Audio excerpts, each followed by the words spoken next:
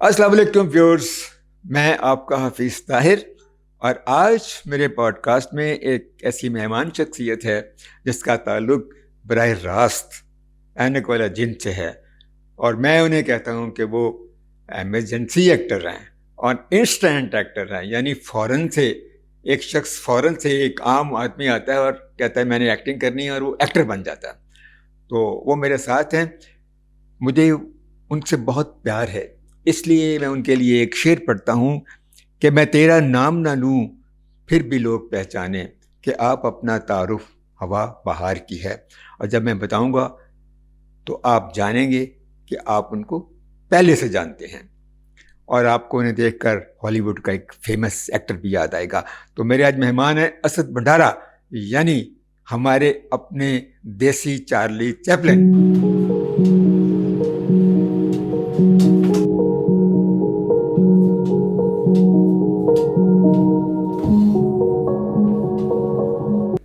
अस्सलाम वालेकुम। अस्सलाम वालेकुम सर, बहुत शुक्रिया आपने मुझे याद रखा और ये सारी आपकी ही इनायतें हैं जिसके बल पे आज हम शेर हैं।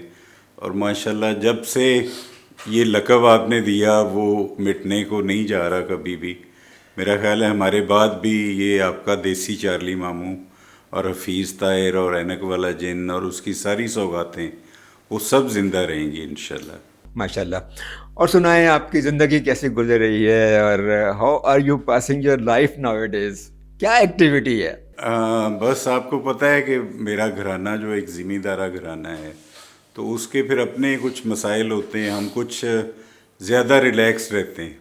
अच्छा। तो एक बिजनेसमैन की तो दौड़ें लगी रहती हैं लेकिन हम ज़रा उनकी निस्बत जो है वो रिलैक्स रहते हैं। तो जज़ाकल्लाह फैमिली के साथ, बच्चों के साथ, मेरे नवासे नवासियों के साथ मेरा बहुत अच्छा टाइम गुजर रहा है। और मैं आगे भी आने वाला वक्त भी अपने लिए और पाकिस्तानी भाइयों के लिए सारे वही सुख देखना चाहता हूँ जो अल्लाह ने मुझे अता किए हैं। तो बस हम दुआ गो हैं हमारा मुल्क भी इसी तरह अमन और सुकून में रहे। माशाल्लाह, ये तो आपने बड़ी अच्छी बात की। और जब ये सुकून की बात हो रही है और मज़े की बात हो रही है तो मैं भी एक छोटी सी चीज़ शेयर करता हूँ कि जिन दिनों हम ऐनक वाला जिन के मराहल से गुज़र रहे थे और अरूज की तरफ जा रहे थे, उन्हीं दिनों मैंने भी अपनी फैमिली के साथ इनके घर विज़िट किया था। पाकपत्तन में एक गांव है, उसके पास भंडारा वाला। तो वहाँ हम गए और वहाँ की वो जो सैर है और वो जो वक्त है वो भुला ही नहीं भूलता। क्या ट्यूबवेल चल रहा था, उस वहाँ हम नहा रहे थे और ठंडी हवा सुबह निकलती थी और वो हमारे जिस्मों को मस करती हुई, टच करती हुई निकल जाती थी। पत्तों की आवाज़ें आती थीं और देसी नाश्ता करते थे और सुबह सुबह जाकर गांव की तस्वीरें उतारते थे। It was a beautiful time. तो मेरी असद के साथ बेशुमार खूबसूरत मेमोरीज़ हैं, उनमें से कुछ मेमोरीज़ आज हम शेयर करते हैं। असद, क्यों ना हम ऐनक वाला जिन की मेमोरीज से शुरू करें? बिल्कुल जी। वो तो एक बड़ा खूबसूरत वाक़या हुआ था। आप कैसे एक्टर बन गए? ये बिल्कुल आज मुझे ये था कि मुझे ये सवाल आज फेस नहीं करना पड़ेगा क्योंकि मुझे बनाने वाला मेरे सामने बैठा है। लेकिन मैं चाहता हूँ कि मेरे जो व्यूअर्स हैं वो आपके मुंह से सुने। ये मेरे सारे सोशल मीडिया इंटरव्यूज़ में सबसे पहला सवाल होता है कि आप एक्टर कैसे बने। यस। तो जैसे आपको मालूम है कि हमारे एक छोटे भाई नईम भाई जो हैं वो और मैं, आपने याद होगा कि 2 दफ़ा हमने इंडिया की सैरें की इकट्ठे। हम बॉम्बे गए, दिल्ली गए, तब बहुत शौक़ होता था न्यू ईयर नाइट्स वहाँ गुजारने, आवारागर्दी करने का। आवारागर्दी का। तो बॉम्बे में न्यू ईयर नाइट मनाई, दिल्ली में। तो चूँकि हम इकट्ठे थे तो हम वापस आए तो हमें पता चला कि आप ये प्रोजेक्ट कर रहे हैं। तो जैसे ही फिर हमने वो बॉम्बे की बहारें और इधर वो सारे चक्कर हमारे पूरे हुए तो हम वापस आए तो हमें पता चला कि आप प्ले कर रहे हैं। तो नईम ने फिर शायद आपके काफ़ी टाइम हो गया ना, तो नईम ने आपको कहा कि ये ड्रामा असद के बगैर नहीं हो सकता।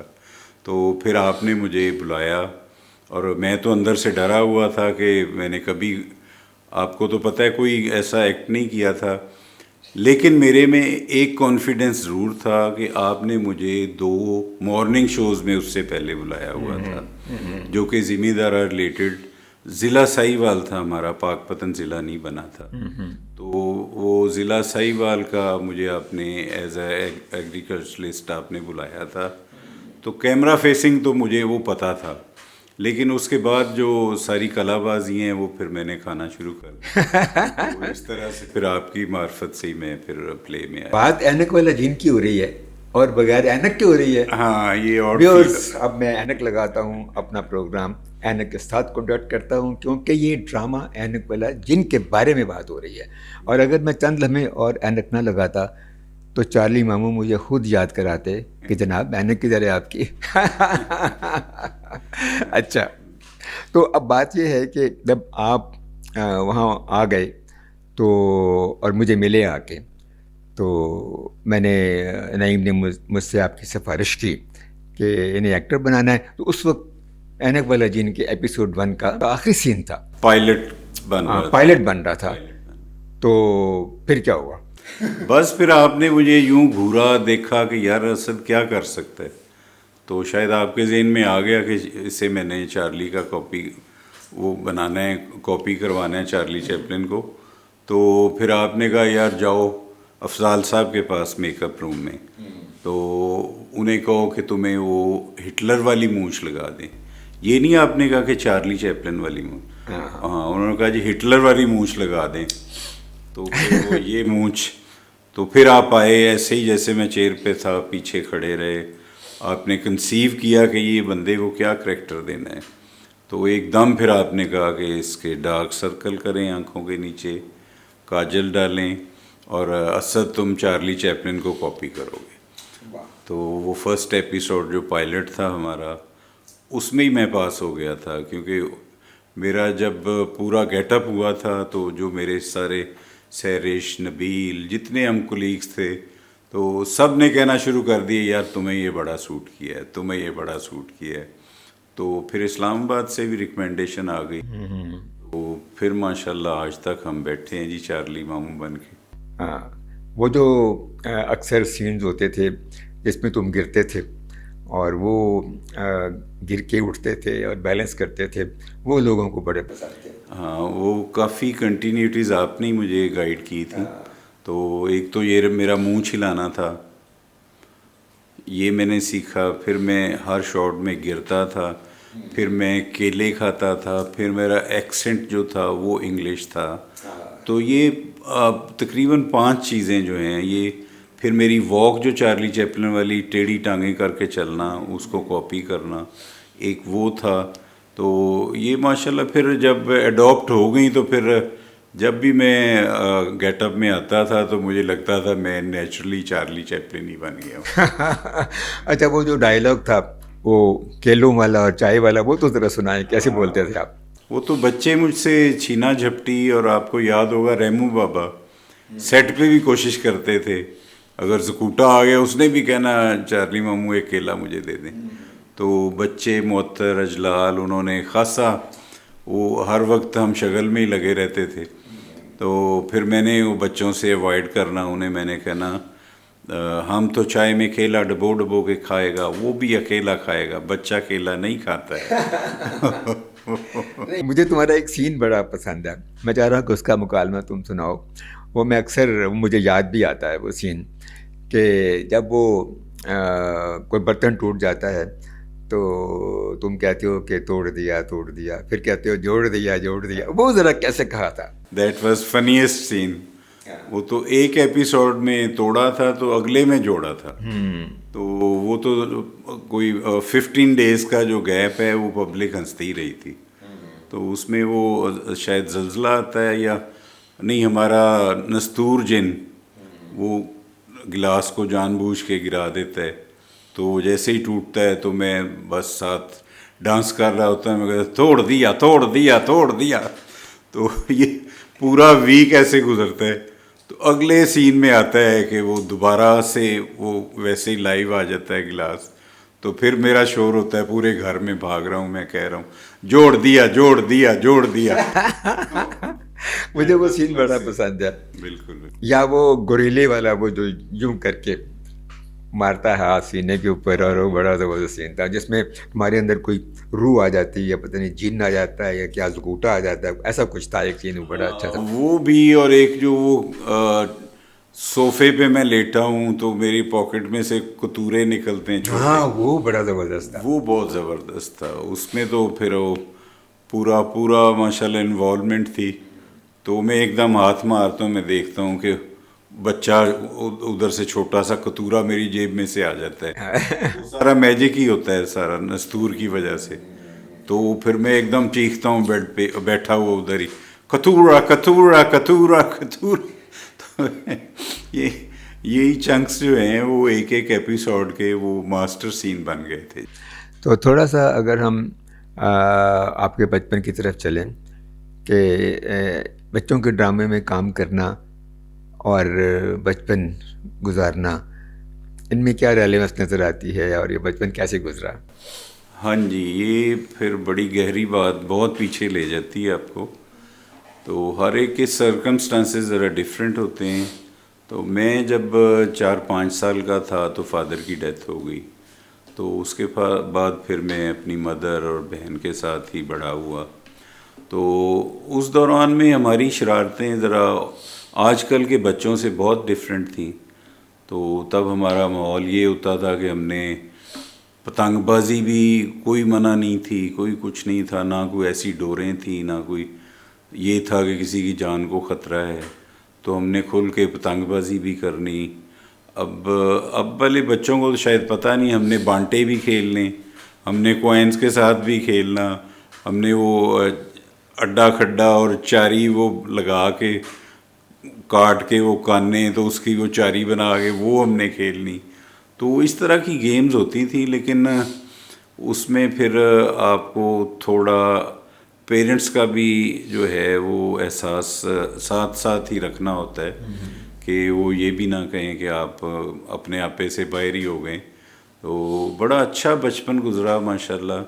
तो जैसे ही वो आप टाइम चेंज होता गया, तो हमने वो बांटे से लेके आज तक के जो कंप्यूटर की लाइफ है, जो बच्चे लैपटॉप्स और फ़ोन्स और उन पे बैठे हैं, उन पे गेम्स खेल रहे हैं, हम वहाँ भी इन्वॉल्व हो गए हैं आके।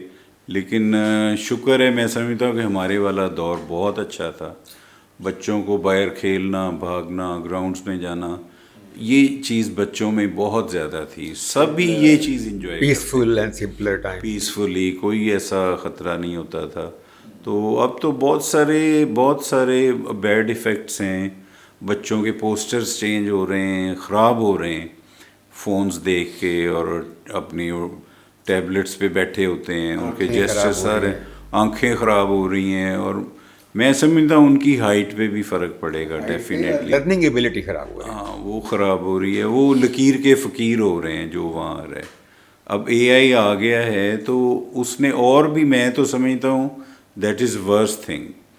उसको कुछ शोबे हैं जिसमें आप पॉजिटिवली ले सकते हैं, लेकिन मैंने देखा कि बहुत सारे लोग सिर्फ एआई से हेल्प ले रहे हैं, लेकिन उससे ह्यूमन माइंड जो है वो बहुत बड़ा है, वो गलत फैसले नहीं करने देता। आप एआई पे, वो तो एक उन्होंने जो फीडिंग कर दी है, आप उस पे चलेंगे, लेकिन अपनी कुव्वत जो है, आपकी सोचने की कुव्वत, वो आप लोग वो बर्बाद कर रहे हैं। तो आपका ब्रेन आगे बढ़ेगा नहीं, उसी पे मरकूज़ हो जाएंगे आने वाले। इसके अलावा जो वहाँ पे इंफॉर्मेशन पड़ी हुई है वो बारोड है, मुख्तलिफ वेबसाइट से वो जोड़ के आपको इंफॉर्मेशन देते हैं, और नीचे लिखा भी होता है कि it might have an error, so consult other websites. तो बंदा फिर अदर वेबसाइट्स ही क्यों ना देखे, एग्जैक्टली, और अपनी रिसर्च करें। उन्होंने खुद मेंशन कर दिया है तो उस पर रिलाई ना करें, करें, डोंट डिपेंड ऑन दैट। तो अभी एआई को भी प्रॉपर एआई बनने में वक्त लगेगा, लेकिन ये मैं आपके साथ एग्री करता हूँ कि ये ह्यूमन बीइंग्स के लिए ओवरऑल अच्छी नहीं रहेगी। और जिस तरह एआई आजकल जंगों में इस्तेमाल हो रही है, तो ये तो बहुत डिसास्ट्रस है। जैसे अमेरिकन ईरान जो वॉर हो रही है, और अमेरिका ने जो वॉर मसलत की है, उसमें भी ये जो सिस्टम है ये इस्तेमाल हुआ है। अगर आपको कभी डोनाल्ड ट्रंप का रोल करना पड़े तो करेंगे? एक्टर तो सब कुछ ही करने को राजी होता है। वो तो एक फन है ना, आप अगर क्रिएट करें तो कर सकता है बंदा। How do you find him as the president of America? बहुत क्रिटिकल, उनमें कोई वो बात हम एक दिन पॉजिटिव सोचते हैं, अगले दिन वो खुद ही अपनी स्टेटमेंट से उसको नेगेटिव कर देते हैं। तो मैं नहीं समझता स्टेट ऑफ अमेरिका जो हम जिसे सारी सुपर पावर कहते हैं, उसको अपनी बाउंड्रीज जो रह के बाउंड्रीज में रह के जो उसकी अपनी पब्लिक है उसके लिए सोचना चाहिए, उसको फैसिलिटेट करना चाहिए। जो उसके पास पावर्स हैं वो सलाहियत सारी उन पे वो अप्लाई करें, तो ना कि वो दूसरे मुल्कों के लिए एक डिज़ास्टर बने। तो अब देखें, एक उनकी ज़िद की वजह से पूरा पूरा पूरा वर्ल्ड जो है वो डैमेज, सफ़र कर रहा है, बिल्कुल वर्ल्ड सफ़र कर रहा है। दुनिया अपने जो बचे बचाए एसेट्स हैं वो सेल कर रहे हैं, सर्वाइवल नहीं हो रहा। तो मैं समझता हूँ इट इज़ वेरी डेंजरस कि अगर आज से कोई 2 माह और गुजर गए तो दुनिया का क्या हाल होगा। अच्छा, एजुकेशन जो है वो कहाँ कहाँ हासिल की है और क्या?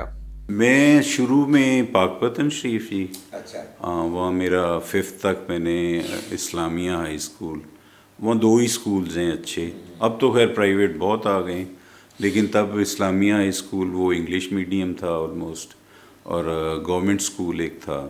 तो 5th से फिर मैं लाहौर आ गया, और यहाँ समनाबाद में जूनियर मॉडल स्कूल 5th में मैंने किया। और मेरी लाइफ की पहली पिक्चर जो है अखबार की, वो मेरी जूनियर मॉडल स्कूल की, मैंने एक फ़ैशन शो में मुझे टीचर्स ने सिलेक्ट किया था। तो वो मुझे अचानक मेरे बड़े भाई, उन्होंने न्यूज़, तब आपको पता है न्यूज़पेपर सारे पढ़ते होते थे, तो जैसे ही वो सुबह हुई न्यूज़पेपर आई तो उन्होंने मुझे आवाज़ दी, यार असद तेरी पिक्चर आई है अखबार में।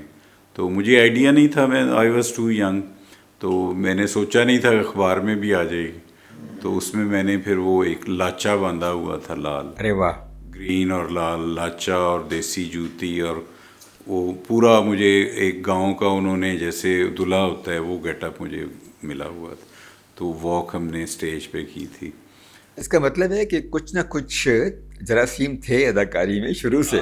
बस ये बनते बनते आ ही जाती कोई चीज़, बिल्कुल कि उसकी बुनियाद कहीं मौजूद थी और जो आगे जाके निखर के सामने आई। मेरा ख्याल है हमने मूँछों के साथ काफ़ी गुफ्तगू कर ली है, क्यों ना हम अगली गुफ्तगू मूँछों के बगैर करें। मेरा ख्याल है वो भी उतरना चाह रही हैं, इस इंतज़ार में है। तो मेरा ख्याल है उतार ही दें।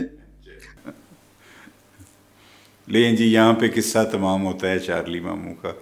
अब आपके सामने असद भंडारा बैठा हुआ है। अच्छा, अब ट्रम्प को छोड़ते हैं उसके हाल पे और वापस आते हैं एंड वाला जिन की तरफ।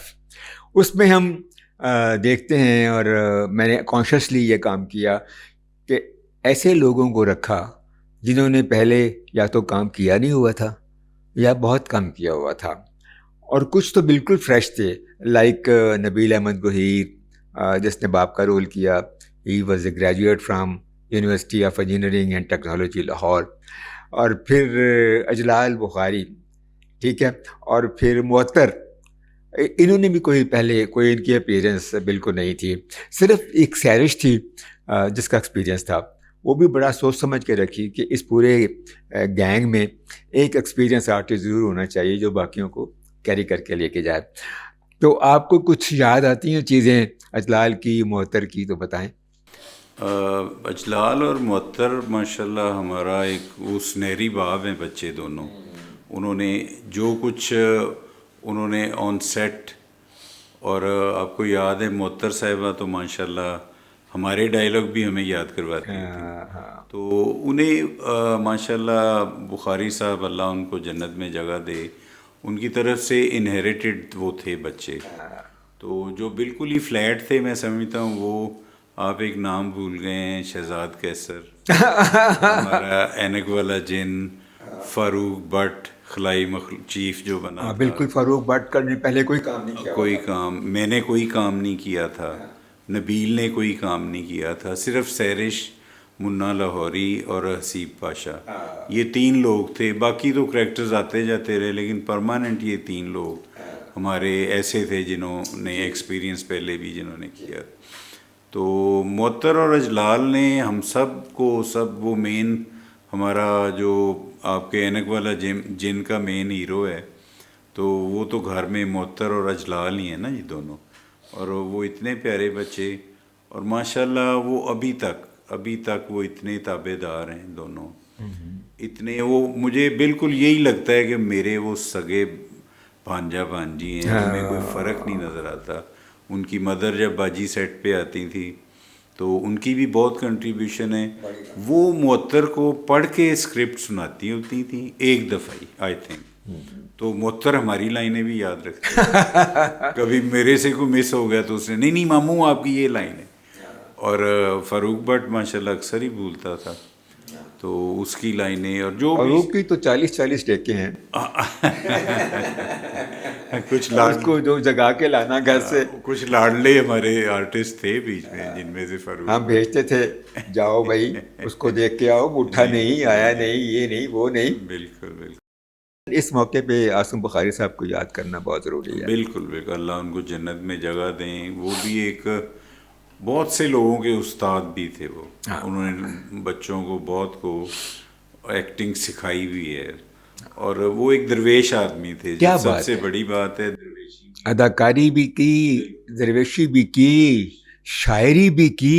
शायरी भी उन्होंने बड़ी मौजज़ाना और अदब में रह के उन्होंने वो सूफियाना शायरी की, ना शायरी की सारी। फिर फिल्म साजी भी की। वो आपको तो मेरा ख्याल है मुद्दत हो गई है, तो आसिम भाई ने जब उनकी वो फिल्म एक बनी थी, तो उन दिनों में ही हमने ऐनक वाला जिन स्टार्ट किया था।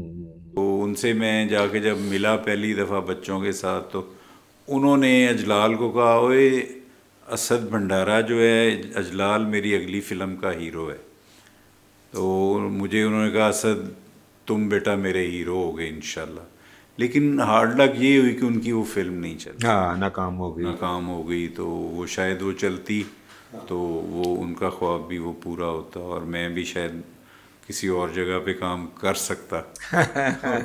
लेकिन फिर उन्होंने अपनी ये डेथ से पहले एक कोई 39 एपिसोड्स एक प्ले उन्होंने मेरे पे लिखा था, ओ चार्ली मामू की वापसी पे। तो वो उन्होंने फर्स्ट एपिसोड मेरे से डिस्कस किया कि तुम एयरपोर्ट से आओगे, तुम्हें हम लेने जाएंगे, तो वहाँ से तुम्हें मशकूक देख के पुलिस पकड़ के ले जाएगी, जैसे टेररिज्म हमारे होता है। तो वो तुम्हें शक की निगाह से देखेंगे, वो तुम्हें पुलिस ले जाएगी। जब हम सारे तुम्हें लेने जाएंगे तो वहाँ ढूंढेंगे, फिर तुम्हारा हुलिया बताएंगे कि इस तरह का बंदा था। तो फिर सारी पब्लिक कहती है कि उसको तो पुलिस ले गई है। तो वो इस तरह से हर एक एपिसोड उन्होंने अलहदा अलहदा रखा था। तो शायद उसमें भी जो स्पॉन्सर था वो भाग गया, हाँ हाँ। वो भी नहीं बन सका। लेकिन उन्होंने मेरे लिए अपनी तरफ से बहुत पॉजिटिव रखा हमेशा सोच। असद, मैं ये समझता हूँ कि destinies are with the god. हम जो कुछ भी करें और कुछ ना करें, खुदा ताला ने जो हमारे लिए लिखा है ना, होना वही है। होना तो वही होता है, वही रास्ते बताता है। देखिए ना, कभी हम कोई अच्छा काम शुरू करना चाहें तो अच्छे लोग मिलना शुरू हो जाते हैं, बिल्कुल अच्छे रास्ते निकलने शुरू हो जाते हैं। अगर कोई बुरा काम करना चाहे तो बुरे रास्ते निकलने शुरू हो जाते हैं और बुरे लोग बनना शुरू हो जाते हैं। बिल्कुल अगर ऐसा। आप कोई सोचे कि मैंने बैंक रॉबरी करनी है, तो उसको बैंक रॉबरी करने का तरीका बताने वाले मिल जाएंगे। इसलिए बुनियादी चीज़ तो नीयत है ना।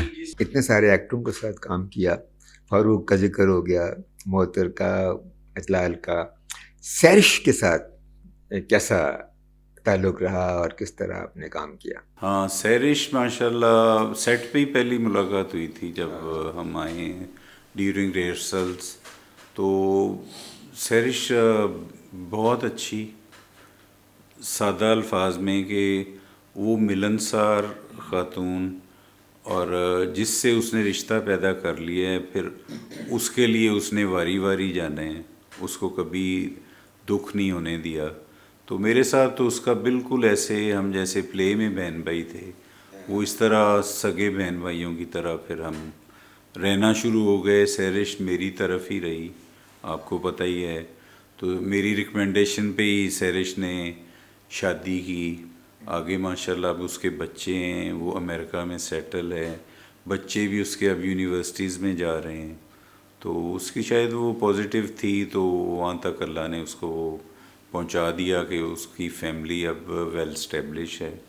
तो उसकी अच्छाई थी, मेरे साथ तो बहुत ही अच्छी हो रही माशा। और जो उसकी साइनर्जी और केमिस्ट्री अजलाल और मोहतर के साथ थी, तो एहसास ही नहीं होता था कि ये इनकी माँ नहीं है।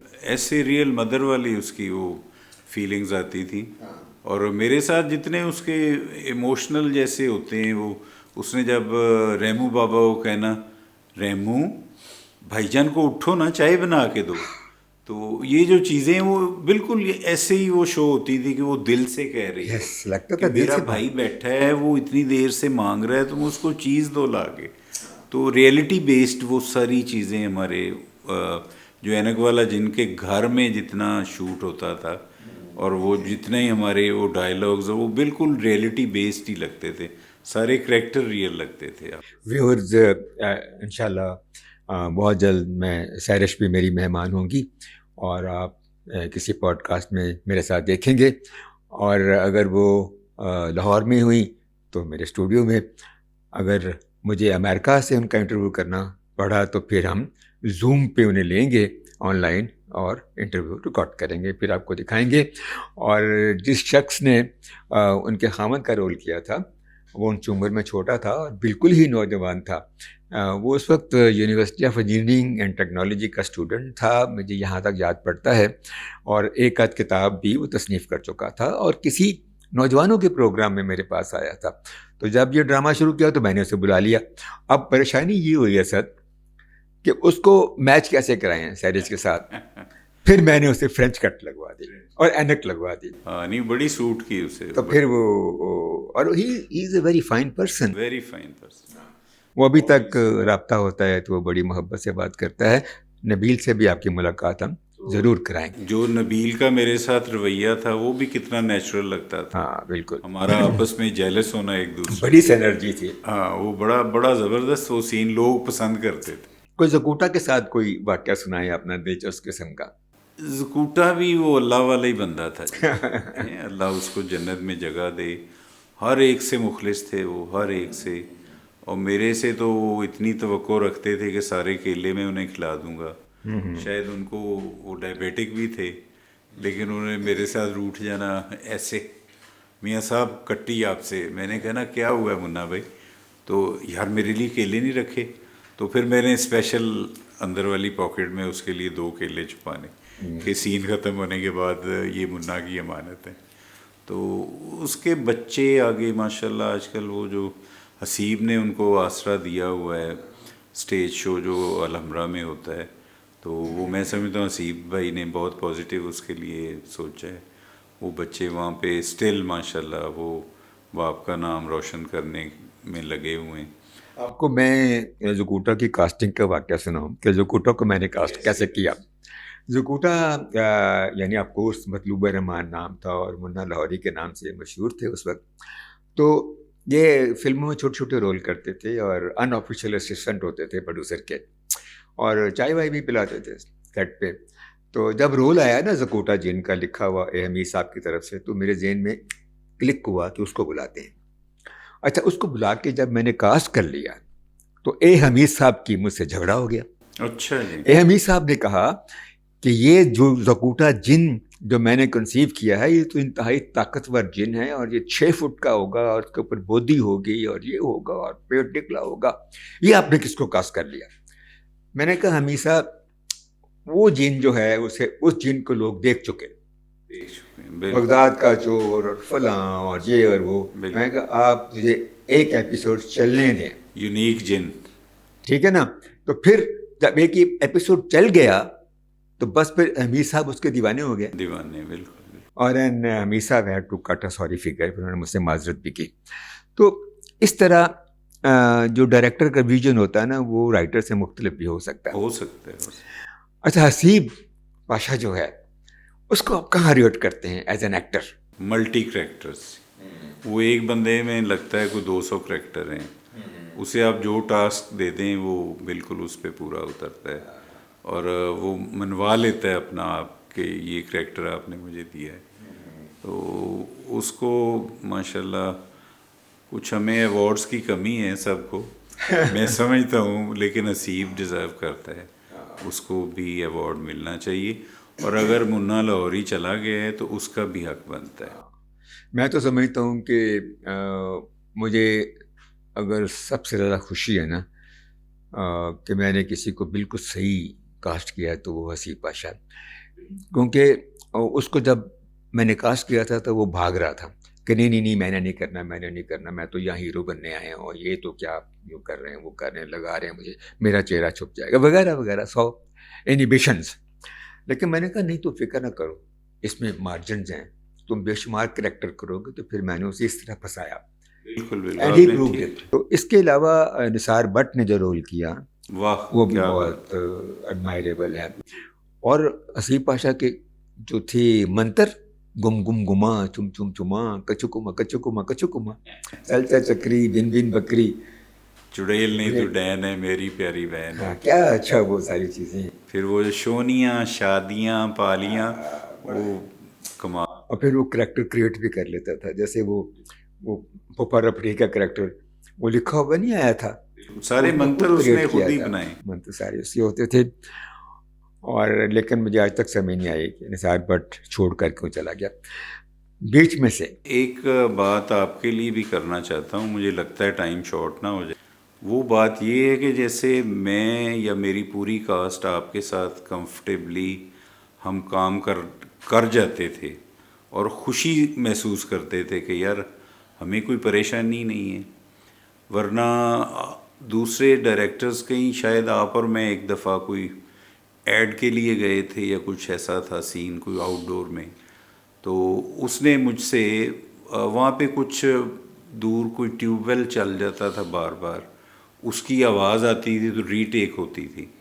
तो जो मैंने करना था वो मैं पहले सीन में वो कर चुका था फर्स्ट टेक में। तो उसके बाद उन्होंने 10 टेक्स ली।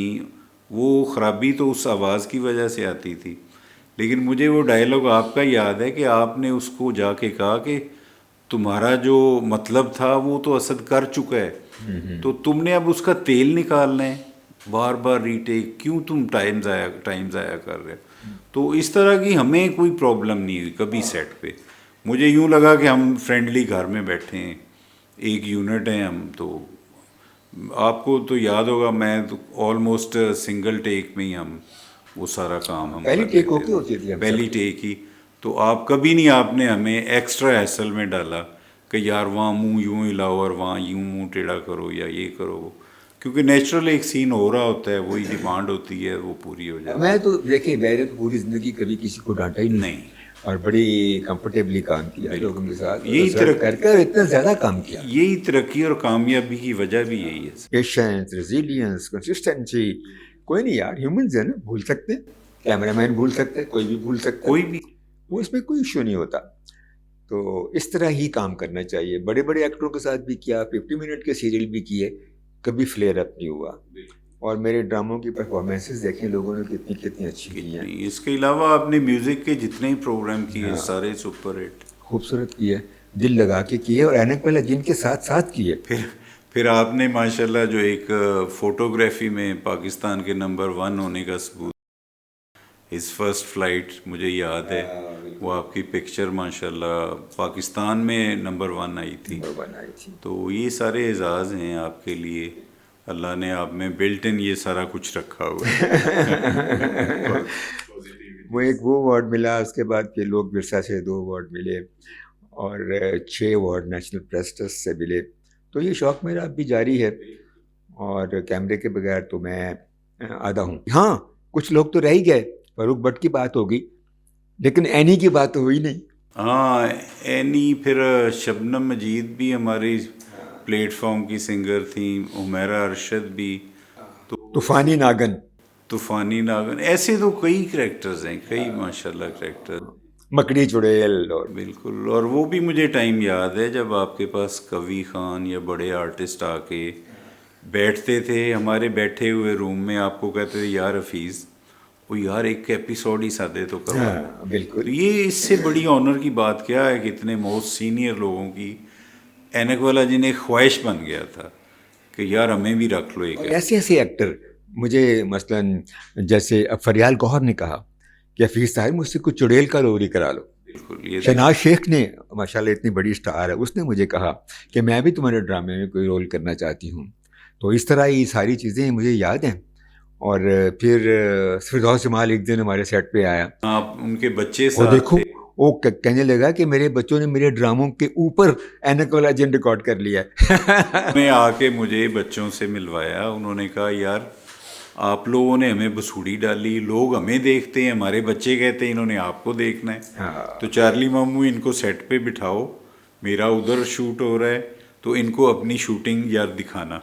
हाँ। तो फिर मैं इनको ले लेता हूँ। तो ये ऑनर की बात है, सब लोगों की तवज्जो एक ऐनक वाला जिन ही था। रीमा भी हमारे सेट पे आई थी, हम अंदाज़ा करें।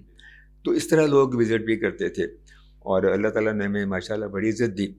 फिर हमने प्रिंसेस डायना के सामने अपना ऐनक वाला जिन शो जो है वो शौकत खानम हॉस्पिटल में, वो हमारा स्टेज शो उसके सामने हमने पेश किया। वो तो डिस्ट्रॉय हो गया मीडिया की वजह से, जर्नलिस्टों की वजह से। जर्नलिस्ट जो कैमरामैन बीच में आ गए। लेकिन इसके बावजूद वो मंजर मुझे नहीं भूलता कि चाहे हमने 2 मिनट प्ले किया या 2.5 मिनट किया, लेकिन उसमें जो खूबसूरती थी कि इमरान खान, जमाइमा खान और डायना साथ साथ बैठे थे हमारे सामने, ये 50 मीटर के और डायना ने एक बच्चे को गोद में लिया हुआ था, कैंसर के बच्चे को। और खान साहब वो हमारे डायलॉग्स को ट्रांसलेट करके दोनों को बता रहे थे और वो एंजॉय कर रही थी। काश वो पूरा हो जाता और लोग उसको पूरा देखते। हाँ, नहीं फिर आपको याद है डायना ने ये भी कहा था कि मैंने लाइफ में सेकंड स्टेज शो देखा है। मैंने हिस्ट्री में पहले अपनी लाइफ में एक जेम्स बॉन्ड का शो देखा था और आज मेरा लाइव जो है वो ऐनक वाला जिन में देख रही हूँ। और इस पे इतना रिएक्ट हुआ था पूरे पाकिस्तान में। फिल्म इंडस्ट्री वालों ने हमें बहुत बुरा भला कहा था कि यार ऐनक वाला जिन ही मिला इनको डायना को दिखाने के लिए। तो ये हमारे फिर अंदर की सियासत जो है वो भी जाग जाती है ना, लेकिन वो हमें वो जाता है रिवॉर्ड जो इंडस्ट्री वालों ने फिर एक ऐनक वाला जिन फिल्म भी बनाई थी। जी जी जी, जो पिट गई, वो डेड फ्लॉप हो गई। अच्छा, अब ये बताइए कि आपके जो मुस्तकबिल के इरादे क्या हैं और क्या करने जा रहे हैं? अब मैं इंतहाई शरीफ आदमी हूँ जी, हज कर रहे हैं। यानी पहले कोई गैर शरीफ जिंदगी गुजार? पहले ऐसी आदतें कम थी, अब माशाल्लाह नमाज मैंने बिल्कुल 5 वक्त की शुरू की हुई है। तो अब बस माशाल्लाह आप दुआ करें बाकी ज़िंदगी फैमिली के साथ खुश व खुरम गुजरे। और बिजनेस जो आप करते थे इसका कंस्ट्रक्शन का, तो मैं लगा रहता हूँ, वो मुझे इंटीरियर एक्सटीरियर का बहुत ही शौक है। तो वो जहाँ भी अपॉर्चुनिटीज़ हों तो वो मैं अवेल करता हूँ। और ज़राअत हमारी हो रही है, जो इस दफ़ा बहुत ही पिटी है, बहुत ही पिटी है। इस दौर में आके तो बिल्कुल ज़मींदार फ्लॉप हो गए। तो अब मैं दुआ गो भी हूँ अपने सारे ज़मींदार भाइयों के लिए कि अल्लाह मियाँ हमें हिम्मत दे। जो हमारा आलू है ना जी, मेन क्रॉप है हमारी। आप देखें दुनिया में आलू कितना इस्तेमाल होता है। हाँ, सबसे ज़्यादा आप फ्राइज़ इसके ही खाते हैं। तो उसके बावजूद हमारी ये मेजर क्रॉप है, उसके लिए उसका कोई आउटलेट नहीं है, उसके लिए कोई कंट्रोल नहीं है। देखिए ना असद, मसला क्या है? मसला हमारी हुकूमतों का है। किसी हुकूमत ने आज तक एग्रीकल्चर पे तवज्जो नहीं दी, किसी ने भी नहीं दी। या तो वो सनत की तरफ तवज्जो देते हैं या फिर रियल एस्टेट की तरफ।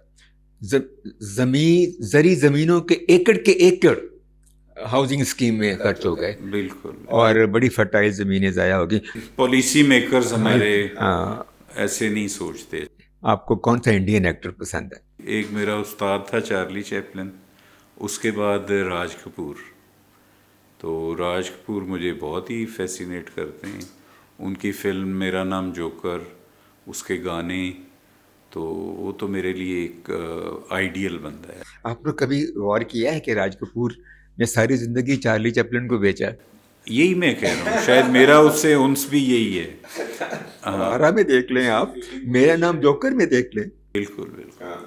शाहरुख खान के बारे में क्या ख्याल? हाँ नहीं, वो शाहरुख खान है, हमारे खान तो फिर सारे आउट क्लास। हाँ, क्या बात है। But they are I can say young generation then Raj Kapoor, Dilip Kumar तो वो कुछ फैंसी चेहरे थे, जैसे दिलीप कुमार हैं, उनका एक चेहरा ही पर्सनैलिटी और वो सारे पैसे ही पूरे हो जाते। मधुबाला कैसी लगती है आपको? कमाल कमाल, उनकी यादों में तो चले जाएं तो फिर बैठे ही रहते। उनसे उनसे उससे अच्छी अनारकली कोई नहीं। जो उसने मुगल आजम में अनारकली का रोल किया है, वो हो ही नहीं सकता। नहीं, जिस तरह हमारे यहाँ हीर का रोल फिरदौस ने किया, वहाँ पे अनारकली का रोल मधुबाला ने किया। ये सही कह रहे हैं, फिरदौस के अलावा कोई हीर बनती है शायद जचती। अब कभी नहीं, और अब हो भी नहीं सकती वो, बस वो अब कह सकते हैं ना कि हीर एक अल्लड़ मुटियार, हाँ, तो वो फिरदौस को वो सूटेबल पर्सनैलिटी, वो एक अल्लड़ मुटियार की पर्सनैलिटी थी। और पाकिस्तान में कोई और एक्टर आपको अच्छा लगता हो? पाकिस्तान में तो मेरे आइडियल तो बेचारे सारे, मुझे संतोष कुमार क्या कहने, खूबसूरत इंसान, बहुत इंसान अच्छे, अच्छे भी, फैमिली वाइज भी। उनका जो एक, जैसे आप दिलीप कुमार को उनसे मैच कर लें तो वो सेम पर्सनैलिटीज़ में आए। नदीम बेग हमारे बहुत अच्छे हैं, हाँ बहुत अच्छे हैं। आपका मौसीकी आपको कैसी पसंद है? मैं तो पुराने गाने मुझे अच्छे लगे, क्लासिकल सॉन्ग्स।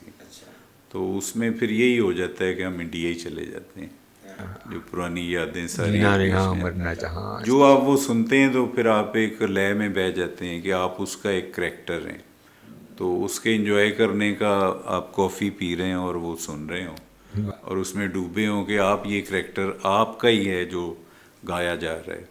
तो मैं उस तरह से एंजॉय करता हूँ मौसीकी। शायर कौन सा पसंद है?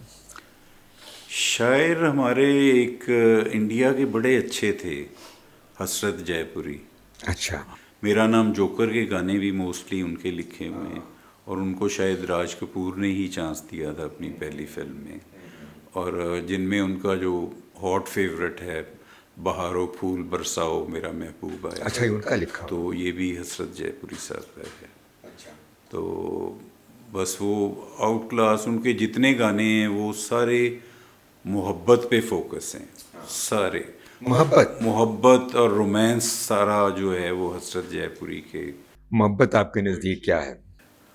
मोहब्बत तो अपने आप को आप एक ऐसे खौल में ले जाते हैं कि फिर आप उसके ही होके रह जाते हैं। उसमें से आप अगर निकलना भी चाहें तो निकल नहीं पाते। तो वो एक ऐसा आंसर है कि वो आपको हमेशा, अगर आप उसमें एंटर हो गए तो वो फिर आपको ज़िंदा रखता है हमेशा। सुभान अल्लाह, क्या खूबसूरत डेफिनेशन की आपने मोहब्बत की। और आपकी मोहब्बतों का शुक्रिया कि आप हमारे प्रोग्राम में आए और हमसे गुफ्तगू की। तो मैं आपके लिए दुआगो हूँ कि अल्लाह ताला आपकी बाकी ज़िंदगी खूबसूरती से, सुकून से, राहत से गुजारते हैं। और हम फिर भी मिलेंगे और दोबारा भी आपको बुलाएंगे, कुछ और बातें करेंगे खूबसूरत किस्म की।